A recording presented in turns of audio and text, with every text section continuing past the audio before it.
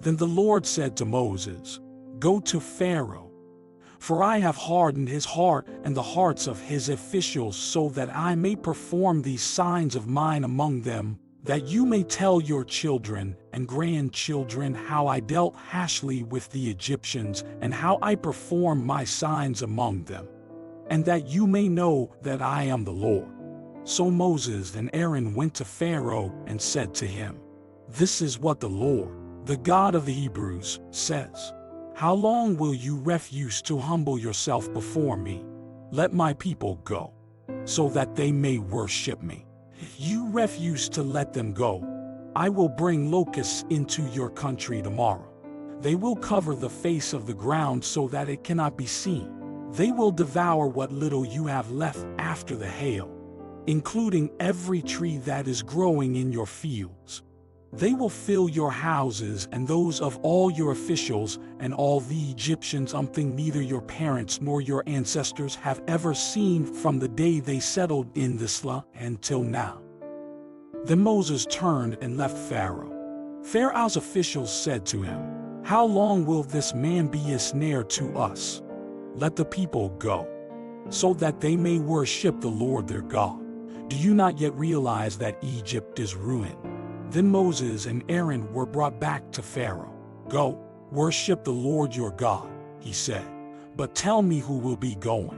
Moses answered, "We will go with our young and our old, with our sons and our daughters, and with our flocks and herds, because we are to celebrate a festival to the Lord." Pharaoh said, "The Lord be with you if I let you go, along with your women and children. Clearly you are bent on evil. No, have only the men go and worship the Lord, since that's what you have been asking for." Then Moses and Aaron were driven out of Pharaoh's presence. And the Lord said to Moses, "Stretch out your hand over Egypt so that locusts swarm over the land and devour everything growing in the fields, everything left by the hail." So Moses stretched out his staff over Egypt, and the Lord made an east wind blow across the land all that day and all that night. By morning the wind had brought the locusts. They invaded all Egypt and settled down in every area of the country in great numbers. Never before had there been such a plague of locusts, nor will there ever be again. They covered all the ground until it was black. They devoured all that was left after the hail, everything growing in the fields and the fruit on the trees. Nothing green remained on tree or plant in all the land of Egypt. Pharaoh quickly summoned Moses and Aaron and said, "I have sinned against the Lord your God and against you. Now forgive my sin once more, and pray to the Lord your God to take this deadly plague away from me." Moses then left Pharaoh and prayed to the Lord.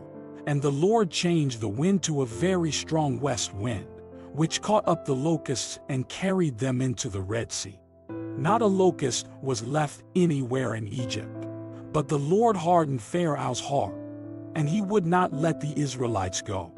Then the Lord said to Moses, "Stretch out your hand toward the sky so that darkness spreads over Egypt, darkness that can be felt."